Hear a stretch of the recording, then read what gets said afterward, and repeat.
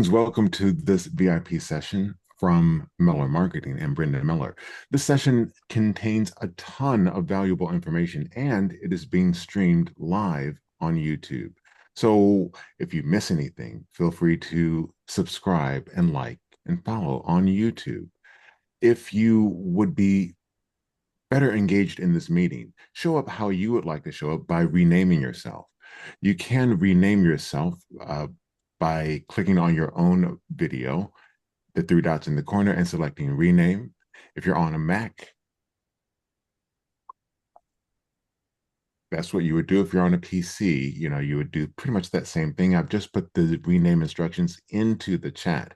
Additionally, if closed captioning would help you better participate, you can click on the CC button, which is on the toolbar. That should be maybe right here. If you do not see that, look under more. Again, if you would be better able to participate, that's where you would enable captioning. But wait, there's still more. So Brenda utilizes the raise hand feature. So when she wants to call on people, when you want to raise your hand to engage in the conversation, find the raise hand in the toolbar and just click on that. Or if you have your camera enabled to recognize hand gestures, you can simply hold your hand up and then magically, automatically, your raised hand will also go up. Don't worry about when you will be called on with the raised hand. It keeps people in the order that they raise their hand. So you will be in queue right where you belong. Brenda.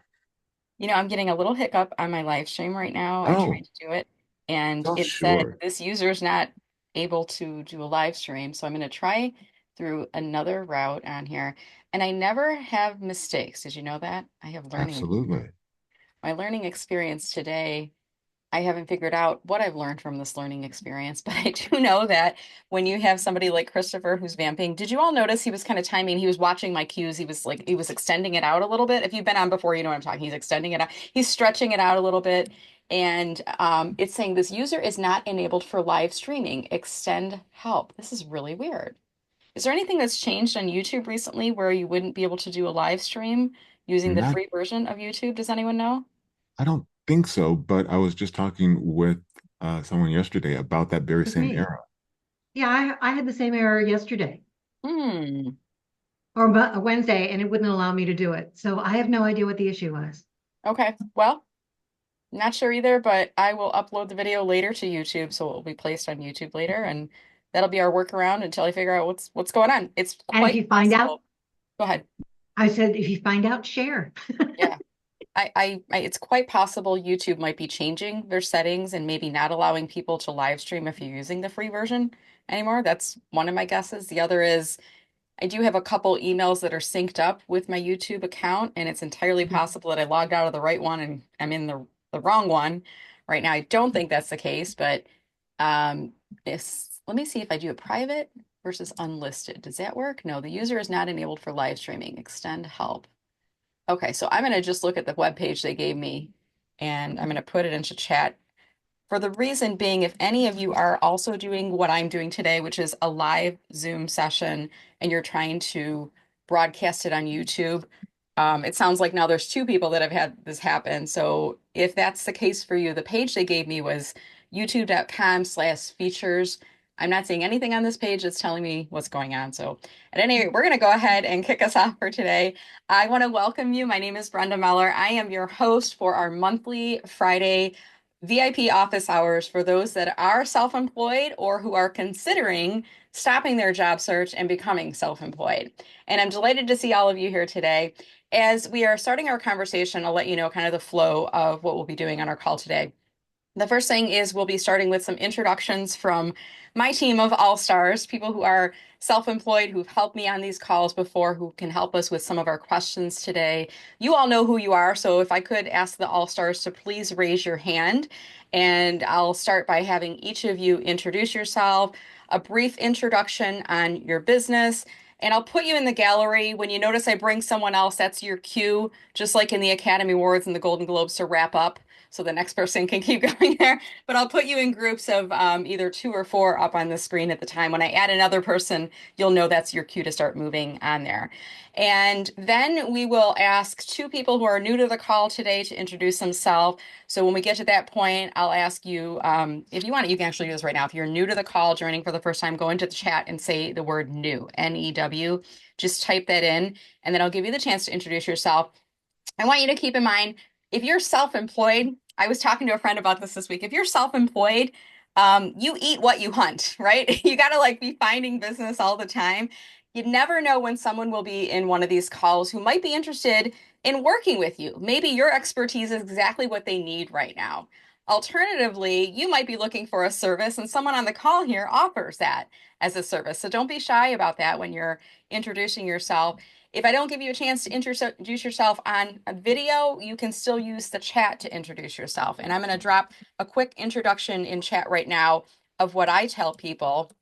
I have a couple different versions of this. This is the one that I use for calls that are related to just general networking, and I call it kind of a business development networking type of a call. So what I recommend is in your introduction, tell people the name of your company, and then who do you help, what do you help them with, and give them a call to action. I usually like that call to action to be let's connect on LinkedIn. Okay, so that's what I would recommend for everyone on the call. We are going to start first again with our all-star introductions. I'll pull you up into gallery mode. Pay attention when I add another odd person. That's your time to wrap it up. And then we'll do introductions for maybe 2 or 3 of the folks who are new. Okay, so I'm going to add you to the spotlight. And I think you all know the way that this works is once I stop talking here, I'm going to put 4 of you up on screen of the all-stars. And then you just introduce yourself. And as soon as you're done, the next person will go. So Diana, go ahead.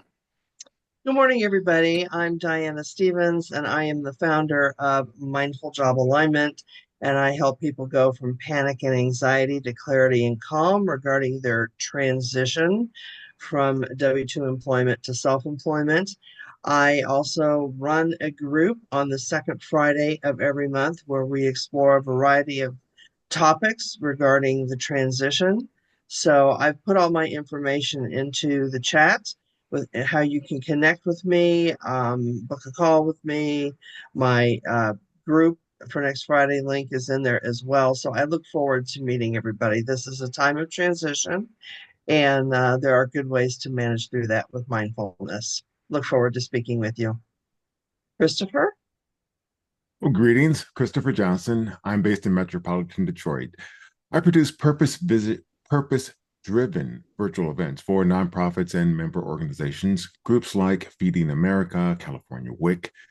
I don't just manage Zoom calls, I create experiences that reflect the mission of the organization and engage the audience. My job is to make sure everything runs smoothly so my clients can focus on the impact. And I'll place my information in the chat, a detailed introduction and how you can connect. And I will also place in the chat how you can work with me. Ken. Uh-oh, now I get to use my, please unmute. You're muted. Hi, everyone. Kenneth Lang from Northern New Jersey again. I am involved with Marty Labman on a project called My Networking Central, which is a searchable database for events and for speakers and groups. We have been testing it. We're launching it in July with some additional features. And I'm looking for people here who are interested in having events on there, who are interested in speaking on there. It's been a labor of love, but it's definitely well needed. And what I do on the side is I'm a Lee Hecht Harrison brand specialist, along with Diana. We help job seekers in transition. And a lot of the challenges that we find is a lot of the people there are interested in working as small business owners, but they're not sure how to start. So that's one of the challenges that I have too, is to work with people that way. And one thing I would always say to people that are looking in a small business, it's okay to fail. Lord knows I've had enough failures over the last few years. You learn from your failures even more than you do from your successes. So Joey, take it away. Thanks, Ken. Good morning, all. I'm Joey Himmelfarb. I am an author and a speaker. I speak to unemployed professionals, and I wrote a book about it. I'm writing a second one as we speak. And I help people sell themselves in the job search. And whether you're looking for work or looking for business or looking for contacts or looking for prospects, you're selling yourself. And so I'm on these calls to help you learn the science of selling as well as the art of selling. I've had a varied sales career of 30 plus years and I've sold almost everything, I think. But I'm on these calls to help you out, make sure you stay on the bright side of the things as opposed to the dark side. And as a New Yorker who's born and bred in New York, I will be in your face, but showing you love. Anyway, Linda, up to you. Hi, everybody. I'm Linda Brubaker, and I'm a career transitions coach. Now, several years ago, when we thought about transitioning careers, we thought about going from one job to another. And if that's what you're looking for, I'll be happy to help you find those skills to transition to your next forever job. But transitioning careers also means trying to find out what you want to do for yourself, what skills you're really good at, what you enjoy, what value you bring to others, whether it's in your own organization, whether you're doing it as a side gig, whether you're doing it as a new job. So my skill set is helping you find those skills and talk about how to sell those skills to other people to find that role, that next role that you really want. I'm going to put my information in the chat as well, and I'm happy to be here to support you. Wonderful. Thank you, Linda. You were all so efficient with your introductions today. I think I mentioned that the Academy Award, like the wrap up was going to come up if you didn't go quick enough. Like it scared everyone. I didn't mean to scare you all, but I do appreciate that you were so efficient with your introductions because now we have plenty of time on the call here today. So we were just doing our introductions. If you're just joining us, we were doing our introductions for a group of people I like to call all-stars. These are folks who've helped me out in my past group coaching calls who I know are successfully self-employed and on different paths right now, and also who are just helpers to me. They're always coming in and helping out. So I always like to give them the floor to introduce themselves.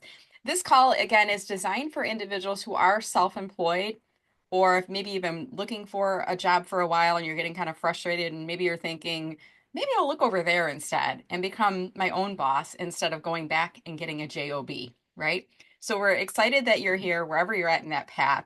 What I'd like to do next is we're going to open this up to introductions from a few of you who went into chat and typed in the word new. So I'm going to ask Bruce Bilua. I apologize if I've said that incorrectly. We'll have Bruce go first. And Christopher, if you can find him and spotlight him, or I can find him. I think I have grabbed it. Bruce, are you able to put your camera on or no? Are you audio only? Are you able to introduce yourself? Bruce? There you go. Hey, Bruce, how Hi, are you? I'm just fine. It's lovely to be here. I am mostly here just to participate in an event with our host because this is all new to me. I am not actually interested in starting a business. I am a software QA engineer who is looking for a job. Okay, so you're job seeking. So I will let you know, Bruce, and if there's others on the call who are in here, I used to run a job seeker group on the first Friday. Now we've converted over, if the focus here is on self-employment instead. And if that's the case, I want to point you to Diana Stevens, who offers some job search resources, Kenneth Lang, who offers some job search resources. And if there's others on the call that offer support for job seekers, sorry, stumbling over my words here, please do feel free to drop those resources over to Bruce, or even better, publicly put those in chat so that he can find your information in there. So again, what I'm doing right now is introductions for individuals who are self-employed or who are on the path to self-employment. We'll go next to, is it Natalie? Natalie A. And if you can find her, Christopher, or whoever can find her first, we'll bring her up on the spotlight. I think I got her here. Hey there, I think you're from Innovation Women. Is it Natalie, or how do you pronounce your first name? I apologize. Yes. No, it's Natalie I. East. Ah, nice to meet Natalie you. I. So if you could tell us a bit Nice about to meet you. yourself, tell us your name, the name of your business, who do you help, and what do you help them with, and how did you hear about this call? Sure. So, hey, I'm Natalie I. East, public speaking coach at Assertive Public Speaking, where I help leaders like ourselves own our voice. And I do that through one-on-one coaching, workshops, and keynote speaking. I heard about this. Me and Brenda were just on an Innovation Speaker Friends Friday call every Friday at 8:45. And I thought I'll just drop in for a little bit and check this out. Wonderful. Well, thank you so much, Natalie, for joining us, and make sure you've dropped your introduction into chat for anyone who might be interested in connecting with you. Thank you so much. All right, we'll do one more, and then we're going to get into our discussion today. So I think the next person I saw that typed in new was Nancy Froman. So Christopher, if you can find her first, or I will, whoever can find her first, let's bring her up into the spotlight. Christopher's really good in finding these quickly. So Nancy, again, if you could tell us your name, the name of your business, what do you do, who do you help, and how did you hear about the call? Okay, well, hi everybody. My name is Nancy Froman. I don't have a name of my business yet because I'm trying to decide what to do. I am a fundraiser, nonprofit executive, nonprofit professional, grant writer, and I'm looking for new opportunities. And while I do that, I have had success in the past of being an independent grant writer and giving fundraising strategy. So I'm trying to decide whether I do that as with my own shingle outside my door, or whether I do that for a nonprofit or an association. So trying to make that my sweet spot is aligning corporate and institutional goals and high net worth donor goals with organizations and associations. I've worked with social impact, social community organizations, medical associations, and healthcare providers in the past, and trying to decide if do I do this on my own or do I do this for somebody else? And I found this out about today through a post from Linda Brubaker, who was one of your speakers, who has been incredibly helpful as I've been a job seeker in the past. And I think I'm connected to Diane and some of the other folks on this call also. Wonderful. Well, thank you, Nancy. We're glad that you found us. And I want to just share, Nancy's like, I haven't figured out exactly what the name of my business is yet. I'm kind of dabbling. So you're sticking your toe in the water. My guess is that you, Nancy, and probably others, if you've had this situation happen while you're in career transition, people know, well, Nancy's really good at grant writing and working for nonprofits. I wonder if she might take on some project work, and people are willing to pay you for this. And this is how it started for me. I did not intend to be a full-fledged self-employed LinkedIn coach, marketing consultant. I started off with a side hustle just because I was getting asked to speak, and sometimes people didn't want me to sell the company I was working for. They just wanted me to speak about LinkedIn or marketing, and they would pay me, and I'd have to take the day off work. So I decided just to set up an LLC for tax purposes, just to keep income and expenses kind of clean. And then when I had the opportunity, when I was in career transition, as I was looking for a job, I was, the organization did a restructuring. I don't ever like to use the terms laid off or let go when I talk about my story. I will always say the organization made a leadership change decision.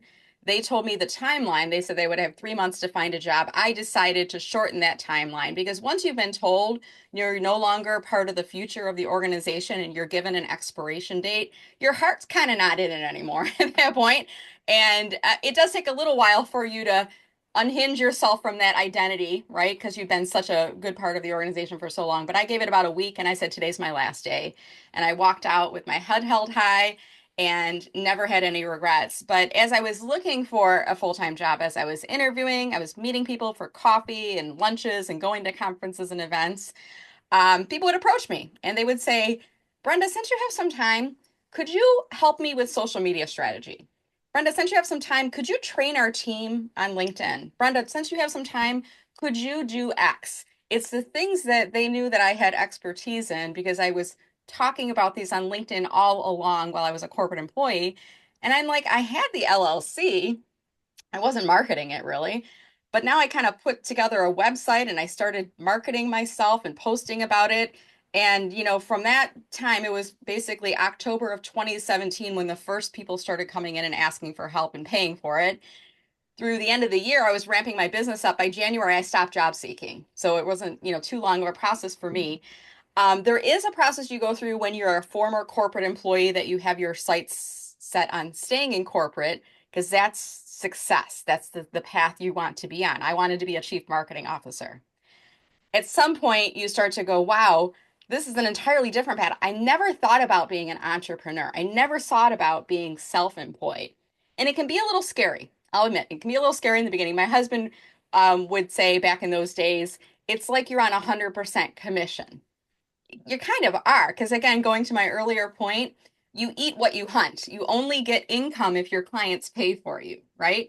So there's this careful balance of how you can find the market that is interested in paying for your services. And that's what I heard Nancy say. Like people are willing to pay for these services, for her expertise because she could help them to get a grant to support nonprofits, right?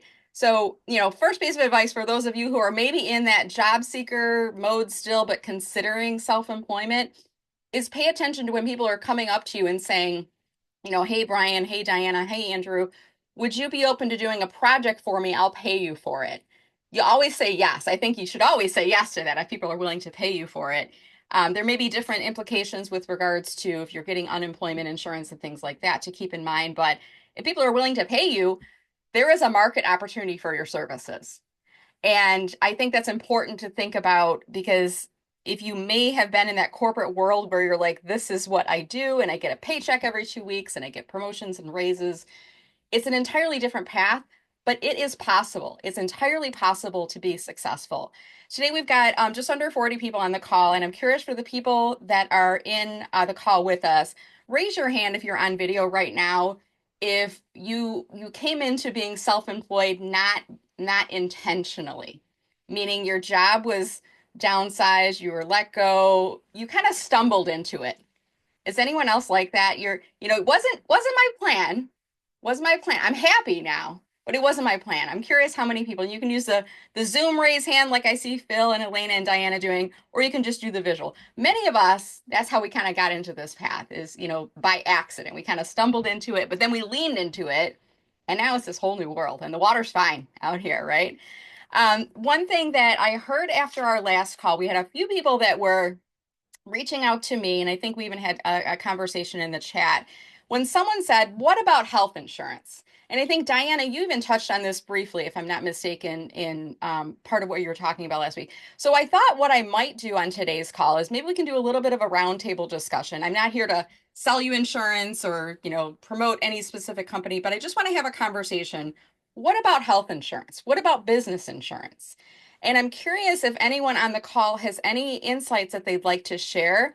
If you do, just use that Zoom raise hand, and then I'll call on you and you can tell us, maybe you can tell us what do you have for your health insurance or what do you have for your business insurance and why.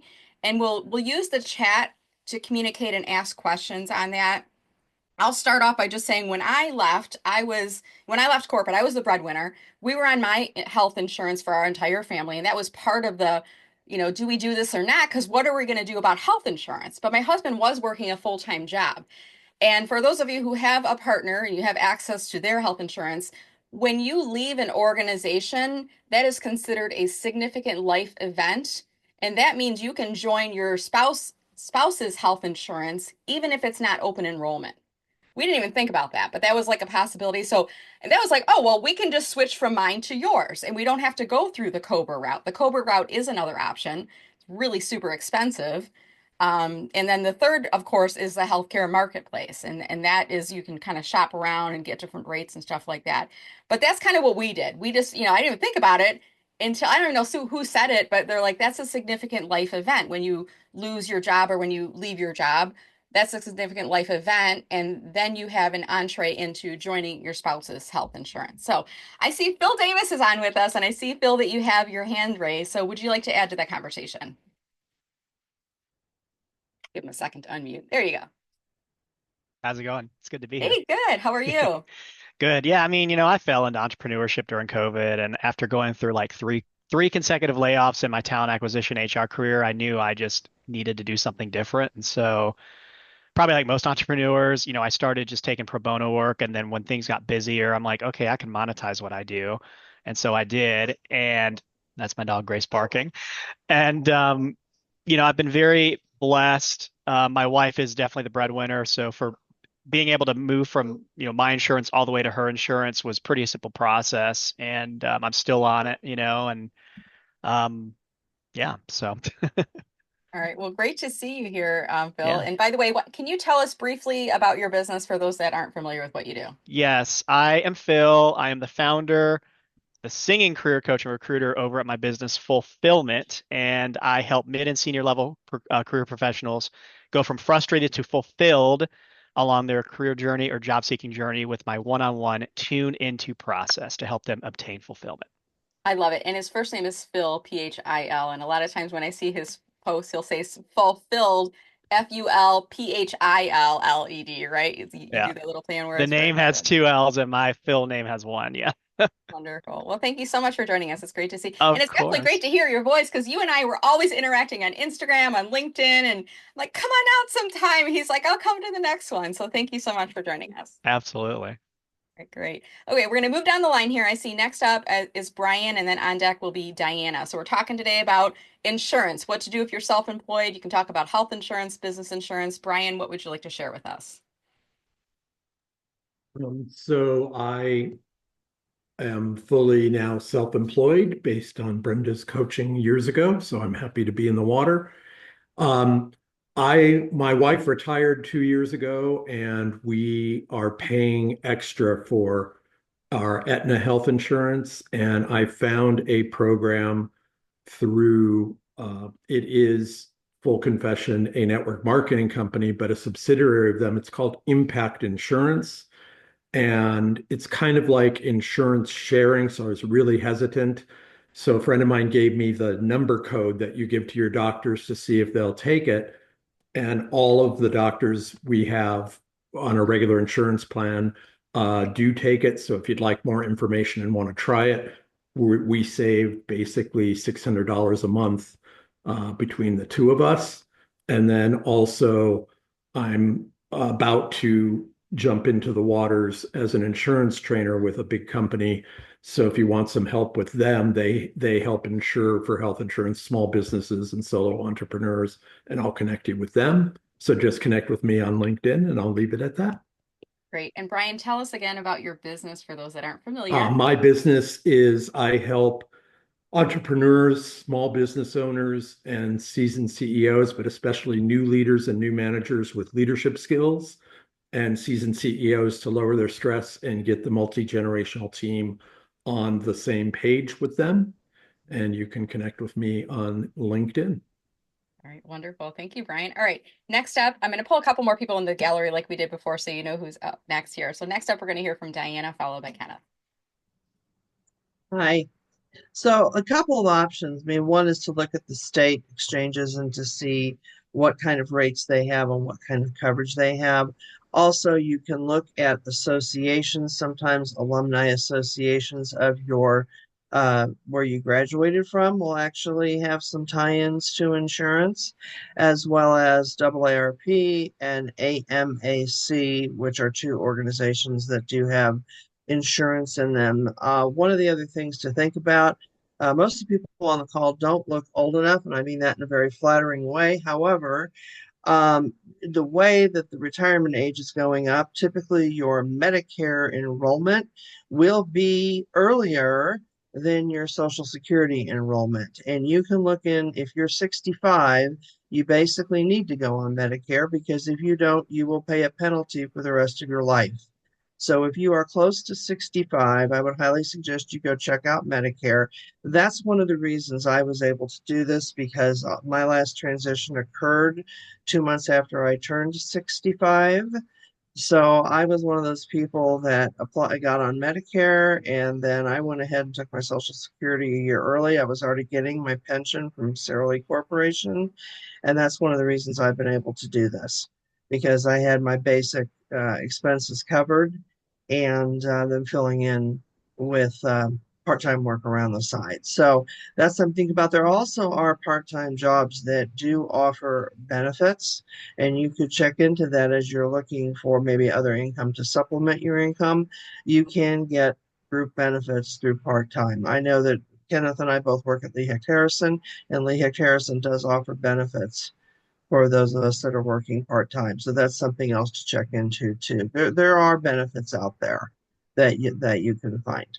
Good to know. I hadn't thought about that too, getting a part-time to get access to some benefits. Mm-hmm. And Yeah, also a little bit of income stability too, because you know that's a paycheck absolutely. that's coming in that you don't have to chase after all the time.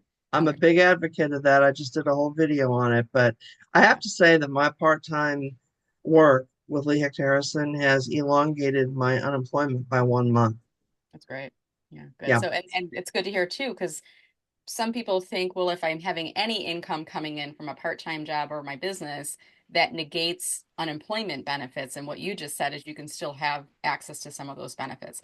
Obviously, the rules may vary state by state, and you'll want to check with your state rules on that. But really appreciate you sharing that with us, Diana. Before And I you have kick Diana out, can you share the name? You said it's Linda Harrison. What is that group or Lee business? Hecht Harrison. It's an outplacement firm, Leehecht, and then Harrison, Harrison, 3 names. And Kenneth and I are both on the same team. We're branding specialists and we do resumes for them. So, and one last thing I do have to say, Phil, it's nice to finally meet you via a call. I'm a voice major, master's music and voice from Northwestern. I'm a mezzo, We and I gotta sang talk with then, one on and I one. sang with Chicago Symphony Chorus, Oh my and God. I'm on the Grammy-winning recording of the Verdi Requiem. We have to talk then. This is Yes, crazy. Oh absolutely. my God. Small world.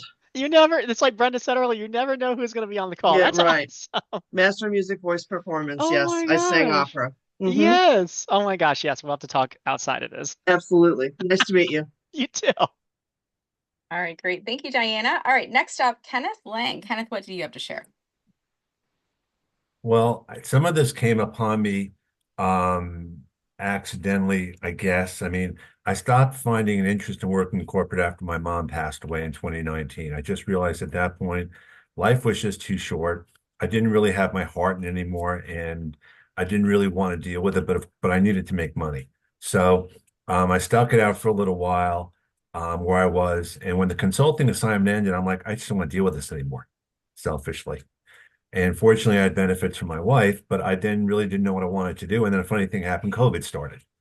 Well, we all know what happened with COVID and all that, but in a way, this was a mixed blessing in a positive way because I did LinkedIn stuff and I could work with clients from all over. I wasn't just limited to locally, but you have to have a passion for what you're doing. And that's the most important thing. I had good weeks and bad weeks and frustrations and all that, and it's a roller coaster. And so I would say on top of everything else, you really need to have family that supports you and understands you and is there for you, because that's one life lesson I've had the last few years or so. You want to have a passion and you want to know what you're doing, but you want to have an emotional support system. And people like Brenda and Phil and others on this call, you guys very support me, even though you may not realize it from a distance standpoint, because we're all here to help and support each other. So you're going to know when it's time, and you have to just take the plunge. That's really all I would say. So, thanks for the opportunity, Brenda. Great. Thank you, Kenneth. All right. Andy. Andy, you look a little different since the last time I've seen you. There's something. Yeah, Something. something happened. What Yes. happened? Did you even have a mustache before? I feel like you were clean No, face the last I time I saw you. was, yes. Yeah. Yes. Well, I found that my gifting is not here, but here. Well, great to see you. So we're here today. The topic we're introducing today is just talking about insurance, what to do if you're self-employed, health insurance, business insurance. So what's your experience with that? Yes, absolutely. Happy to speak into it a little bit. I've been self-employed now for a little over 3 years, and then full-time for about a year and a half almost. And that was something for my wife and I were like, well, what do we do? We looked into I think kind of like what Brian was sharing, like health sharing. So it's not technically it's not insurance, but it's that everybody that's a part of that group pays into the pot, and then when there is a need, the company distributes it. It's something that helped us save a lot of money. And they've taken very, very, very good care of us. The company that we use is called MetaShare, and it's been very good to us. Like I said, though, it's technically not insurance. Like only downsides that I've seen is sometimes like the healthcare providers are like, "What is this?" And then when you provide the information, it works out fine. It's just there's not as much awareness from the healthcare provider standpoint. So I just wanted to speak into that a little bit. Maybe that can be helpful to others, to be looking up healthcare savings or sharing, excuse me. Okay. And Andy, could you please tell us too, what is your business? Yes, absolutely. So I am a financial coach. So I do personal finance coaching as well as small business finance coaching. So like think about like, hey, you're feeling like a little bit strapped and trapped by money. You're like, ooh, where's my money going? Well, I help you achieve financial harmony, and really help you to be getting to those dreams that you want to be going with your finances. So that's just a little bit of what I do, Brenda. Thanks for asking. Yeah. And are you on LinkedIn too, Andy? I should know the I answer. am. I think Yes. we're connected there. So I'm just going to give a little plug for you, and this is very impromptu. Andy didn't know I was going to do this or anything, but Anzi, you're still affiliated, I believe, with Financial Peace University. You're still I doing am, that. yes. So my husband and I, years and years ago, we went through Dave Ramsey's program, Financial Peace University. Was going great for a while, and then we kind of fell off the wagon.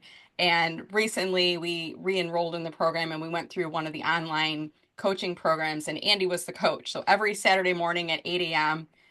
We met for, was it 9 weeks or 8 weeks? 9 weeks, yeah. 9 weeks, and you meet with other individuals, and there's a workbook you work through, and then you have discussions about these things. And I think every couple is probably like this. You have one person who doesn't want to spend money on anything and doesn't like having debt, and and the other person wants to live for today and buy things, and debt is okay, and that can create some friction in relationships, especially if you're self-employed and you are worried about the income and outflow of your money. So we enrolled in the program. It's helped to get us, my husband and myself, both on the same playing field. And Andy was such a great coach and mentor going through the program. So, Andy, if you want, feel free to drop any information about how to people can sign up if they're interested in that. And I'm also going to give you a LinkedIn recommendation, which is a nice segue. I'm going to move you off screen here. For those of you, if you are doing business with someone who is self-employed, please give them a LinkedIn recommendation. Maybe you've worked with Diana on career coaching and she's helped you to figure out the path that you're going through. Maybe you've hired Gihan to speak at an event and she's an amazing speaker. Maybe you've worked with, I'm just trying to look at some other names on the screen. Hold on. Maybe you work with Natalie and she's spoken at an event and you've seen her up on stage and in action. Give those people a LinkedIn recommendation. It costs you nothing to do so. And it does help people that are self-employed in two ways. One is it builds up your social proof, because we often will believe what other people say about working with you over what you say yourself. Because we're always a little bit skeptical. Is that a marketing thing that she's saying, or can I really get those results? But when I see that Phil has worked with Diana, for example, and Phil's like singing her praises, I'm like, oh, well, if Phil can do it, so can I, right? So think about who you could give a recommendation to in your network and who you might be able to help out with that. We're talking today about self-insurance or health insurance rather, and also business insurance. We might go on some different paths with our conversations here today. I see, Gihan, you have your hand raised. Would you like to add to the conversation? I sure do. Hi, everyone. I'm G, and my company, Golden Synergy Touch. I am a fractional HR person. I also have a program for personal branding, aligning LinkedIn Clifton strengths called Glum Graded Boldier Pathway. So that's that, but that's not why I wanted to talk. So here's the thing about this insurance piece. And I am approaching this from the perspective. Oh, sorry, I guess I need to lower my hand there.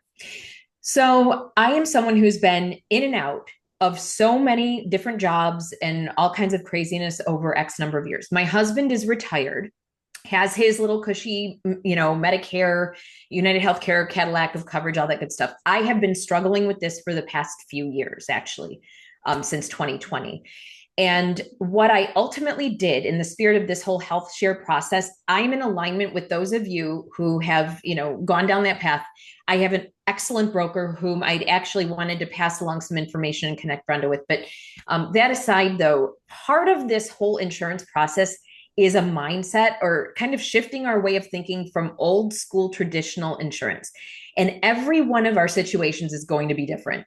So, for example, for people who have hundreds, if not thousands of dollars in monthly costs, that's going to be a different plan or need for, maybe a traditional health plan, however you see fit. My health share coverage, I actually just made changes this week to it because did I need to spend $600? Maybe I could do away with some of that and do only the 300, more for catastrophic, if you will. So there's different levels of coverage. It all goes back to our need, but there are so many different things out there. If you want to, look into that with me, I can help you explore some of that. With my broker, he's amazing. I've actually referred a couple of people, some of our common connections, because I don't trust easily in this process, but it really is getting past that old school, go to, the doctor, hey, take my, Blue Cross Blue Shield and everything's perfect.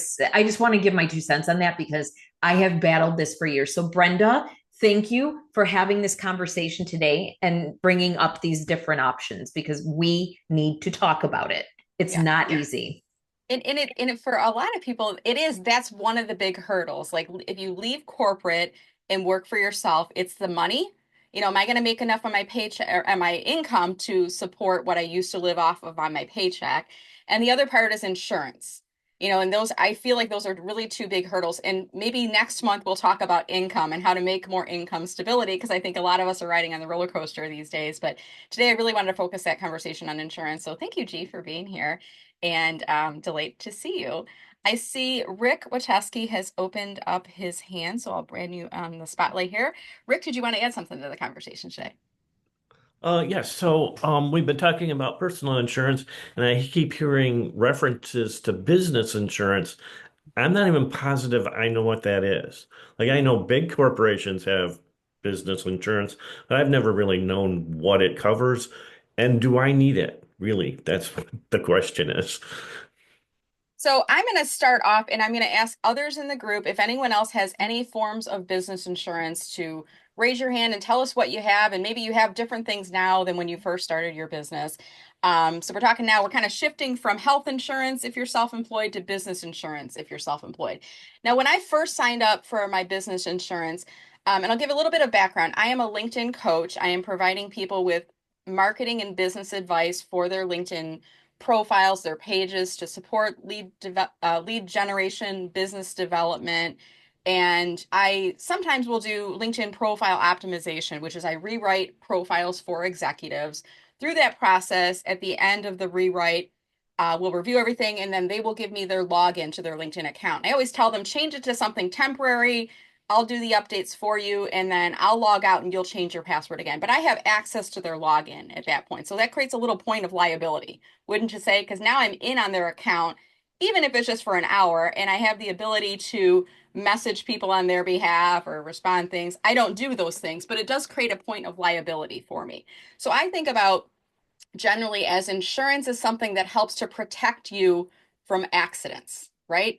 When you think about auto insurance, if you get into a fender bender, you want to have your insurance company covering you for that. Or if you accidentally rear end somebody, that type of thing. Same thing with health insurance. We don't want to use it, but we don't want to be in a situation where you break your arm and you have to go to the emergency room and then you're out thousands and thousands of dollars. So paying a little for business insurance can help to protect you in case of an oopsie, right? And it might be, me accidentally doing something, or my laptop is stolen and somebody hacks into it, or my phone is left on a park bench and I use the security code so you can't really get into it. But let's say somebody hacked into it and then they started doing things operating as me, and then my client sued me for something like that. So when I first signed up, my husband had Legal Shield through his employer, which I signed up for. You get access to legal advice. You can email them. You can send them contracts to review. They also had access to other services where you could shop around for business insurance. And I can't remember the name of the platform, but you basically typed in what's the type of business that you offer, what are the products and services that you do, and they walked you through a series of questions. And then they said, okay, based on what you've described, we recommend, and then they gave me options. Business owners insurance was one of them. And I wish I could give you the exact description of what that is, but I think it's basically when you're giving people professional advice, that the advice does what you say it does, and it removes liability if they don't get. I don't know how to explain it exactly. If anyone else can explain business owners insurance, but it basically gives you a layer of protection as the owner of the business for that. Okay. Again, I'm a marketer, guys. I am not an insurance salesperson. The other thing is workers' comp insurance. Now, when I first got started, I was doing LinkedIn team training at the time, and I was going on site. This was back in 2018. And I had one company that said that they wouldn't contract with me unless I had a workers' comp policy because I was going to be coming on site as an independent contractor working under their roof. So hypothetically, the roof caves in and wood falls on my head and I have to go to the emergency room. They wanted for me to have my own workers' comp policy so I wouldn't go under theirs. And I was like, well, but I'm working virtually. The only thing I'm coming in for is these meetings. And they're like, you got to have it. So I went and signed up for that workers' comp policy. Come to find out later that I didn't really need it. And when you cancel it here in the state of Michigan, Michigan makes it really hard for you to cancel because they're like, well, you had it before, so you got to keep it in here now. So I'm not going to give you the full story on that other than you do have to, in Michigan, you have to send a letter saying I am the only employee, and then they'll waive you from having that coverage. Another piece of insurance I used to have is called professional liability. Errors and omissions is kind of the conversational phrase of that. That I ended up canceling because my business owner policy covered it. So if there was some advice or something I was doing for a client, if I was making an error or I omitted something, it basically would cover me. I've never had to make a claim on any of those policies. I'll let you know. I did also have at one point a cyber policy, which protected me from getting hacked. And if I was hacked, it would protect me with up to like $1 million worth of coverage for anything that came out of that. So that's at just a high level, the things that I had. I see a couple hands in the top row are held up. Karen, do you have advice on different types of policies for businesses, or did you have another question? I'll bring you up on screen here, Karen. Can you unmute yourself? Yep. Can you hear me? Yes, yes. Hi, how there. are you? Great. Thank you for doing this. I do have my only experience is that I have all the insurances and I don't know exactly what they all do, but I know that particularly I have liability, and I dropped in the chat who I use, who came highly recommended for me, and I've been using them for the past 5 years when I left corporate. So, and I do keynote speaking primarily, as well as coaching and executive advising. So for what that's worth, I wanted to mention that. So Great. Thank you, Karen, and thanks for dropping that into chat as well. Yeah. And I will just kind of put the disclaimer. This call today is for information and marketing only. If you need legal advice, if you need insurance advice, talk to a CPA or a tax professional or an attorney. This is just for information gathering purposes on here. So do check with the experts that are out there. But I love that we're having this conversation because we can get some ideas from people on things that we might not even be aware of. Okay, Brian and Diana, I see your hands are both raised. Did you have something to add to this on the business insurance side of things? You just mentioned it right at the end there. So I'm with Legal Shield and I got insurance. So when I go do a keynote or I do a workshop, if I trip and fall in the hotel or one of my attendees does, I'm covered. And then I also added a business policy for me. I do coaching. So the differentiation between coaching and therapy, and I make people sign an agreement that they understand this isn't therapy, and that if the issues come up, that I might recommend that you go see a therapist so that I'm covered if something happens that way. So that was my little tidbit. Great. Thank you, Brian. Diana, did you want to add something to that?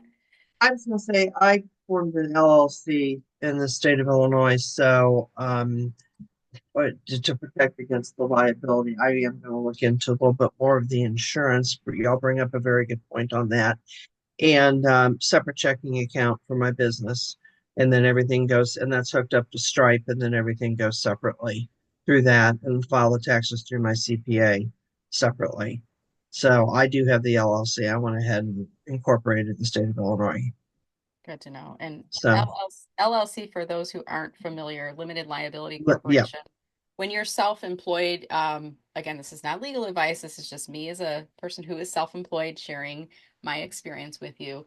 Your LLC protects you so that if someone comes after you and sues you for something, they're only suing the business. They're not suing you personally.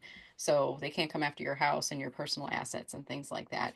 It's a good practice to have an LLC, and it's a fairly easy process and it's fairly inexpensive to set one up. Normally it's just filling out an application, filing with your state. I think in Michigan I paid like $49 for it, and you do have to renew that every year for like 25 bucks. So it's pretty inexpensive to do. But it does create some, since we're talking here about insurance, it does create an additional layer of protection for you. All right, Rick, did that help you out? I'll make sure we finish this. I'm sorry, I muted myself. Yes, it does. Thank you, everybody. I mean, it gives me a lot to think about and a lot of things that I didn't think about that I should be thinking about. Yeah, good to know. And Rick, if you could please tell us about your business. Oh, yeah. So I'm Rick Wachowski, and my business is WordForge LLC, and we're a copywriting and training instructional design company. When I say we, it's me, but just starting out and looking for clients. So if anybody needs any copywriting, I put my link in the chat and just reach out through LinkedIn.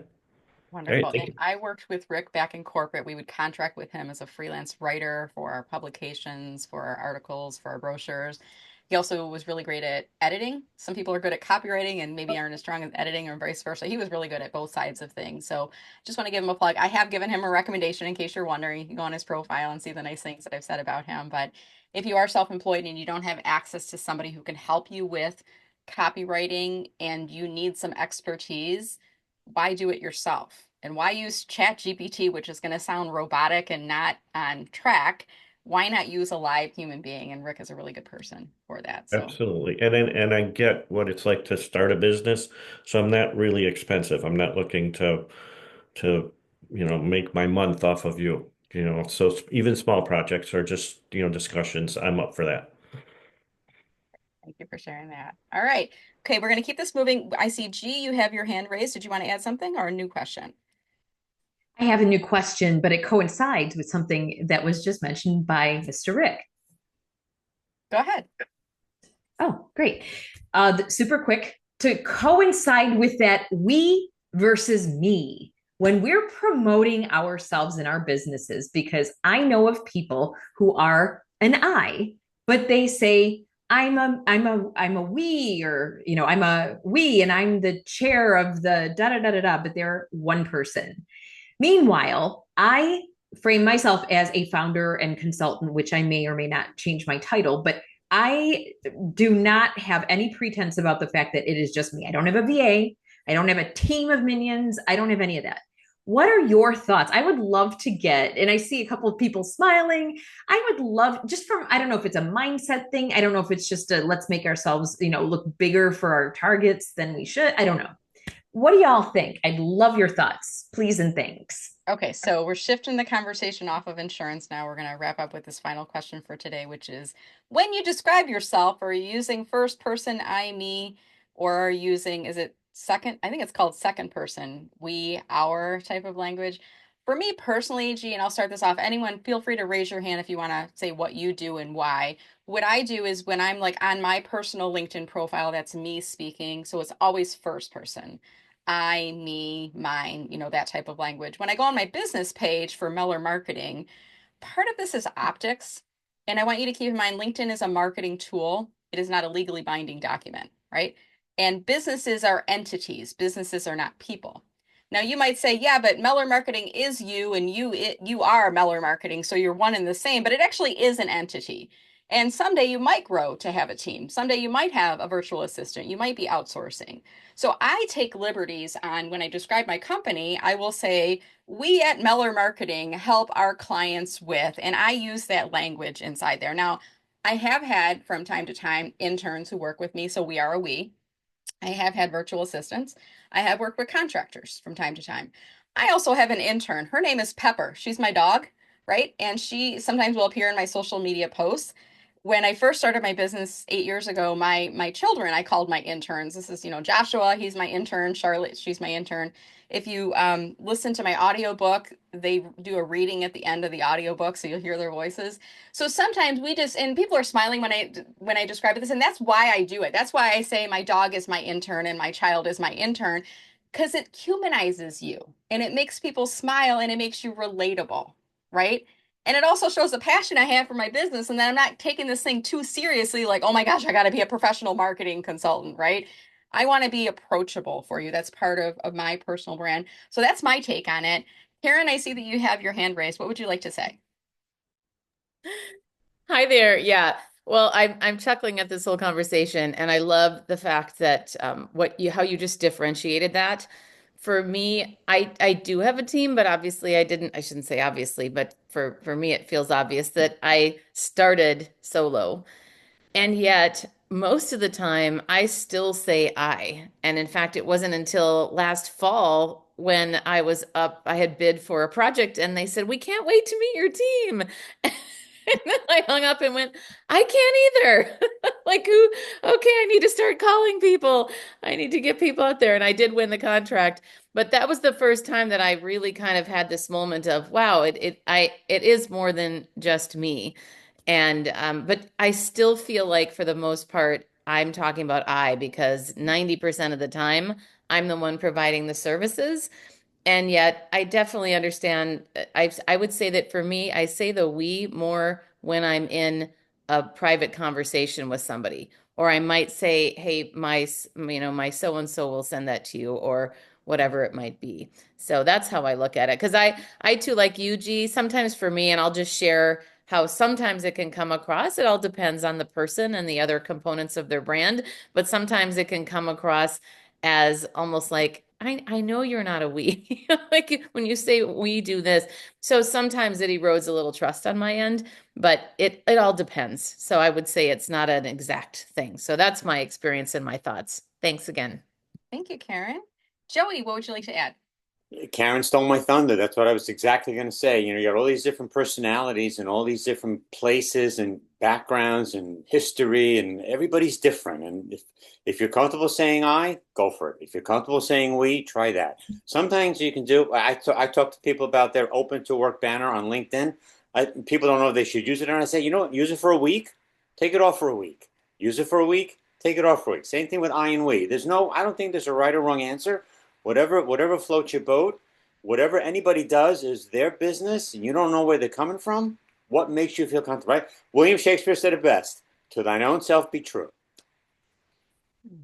I like it. That's great. Thank you, Joey. All right, we're almost at our time here, so I want to give a few final comments and reminders for everyone. First of all, when you register for these Friday VIP office hours, this is a monthly recurring event. You only have to register once, and I pretty much set this up as a self-service thing. So you register, it takes you to the ad event. At the point of registration, you get the option to add it to your calendar. And just double check on your calendar that it's marked as a busy event. Otherwise, you'll get booked on top of it and you'll be like, oh, I missed the call this month. And you'll be like kicking yourself. So make sure your calendar is showing it as a busy event. Sometimes what I've had to do, because ad event can be a little bit hiccupy, I have to right click and say copy to Brenda Meller, like copy it to my personal calendar. And that allows you to make it a busy event. Okay. I think I've got a video on the landing page, if I'm not mistaken, about how to do that. If not, I'll add it in. The second thing is I have created a free LinkedIn group where in between sessions, you'll have the opportunity to network with individuals, share links, share resources. I'll also be posting inside here the YouTube playback. So if you missed the latest call, you can go inside this group. This is a private unlisted group. What that means is private, meaning only group members can see activity. So if you go inside here and introduce yourself, the world isn't going to see it. The only people who can see it are people I've admitted inside the group. Unlisted means you can't search for the group on LinkedIn and find it if you're not yet a member. The only way you can hear about it is by coming into these calls. And I'm only dropping it inside chat. I'm not putting it publicly on screen here. So when you visit the group for the first time, there'll be a button that will say request to join at the top. And then that's kind of like, you knocking on the door. And then I look through the peephole and I see who you are. And I'm like, oh yeah, I recognize, the people that have requested to join the group, Yvonne, Karen, other people like that. And then I will admit you inside the group. And then once I approve and admit you inside the group, then you'll be able to see all the conversations that we're having inside here. For some reason, my banner's not loading right now, but I know it's there. Sometimes LinkedIn will hiccup from time to time on there. So again, I'll just remind you that, go inside the group in between calls. If for any reason you can't figure out the Zoom link to join, I'll just let you in on a little secret. I'm using the same Zoom link that we're on today for every call in 2025. So if you have this on your calendar, can't find the invite, just go with the last month's event and click on that same Zoom link and you'll be able to join it inside there.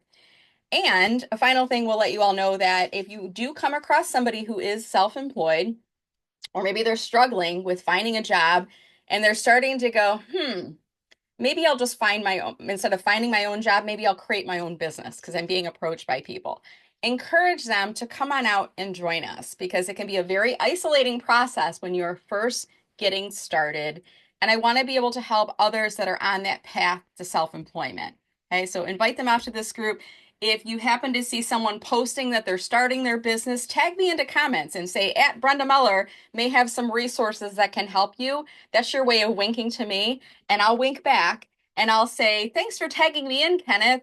Scott, you might be interested in joining us for our monthly Friday VIP office hours for the self-employed. And I'll include the link in there that they can come on out and join us. Okay.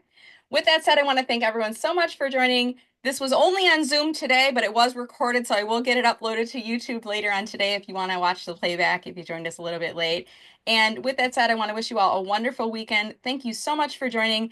I'm going to play my little slideshow in the background here for a few minutes in case you're interested in learning a little bit more about the things that I do and some of the things we're doing inside the group. But with that said, have a wonderful weekend, everyone, and we will see you next month. We are meeting again on the first Friday, pulling up my calendar here. I didn't have it uploaded, but we will be meeting again on Friday, June 6th at 10 a.m. Eastern. Have a wonderful weekend, and thank you again. We'll look forward to seeing you on LinkedIn. Take care. Hasta la vista, baby. Ciao.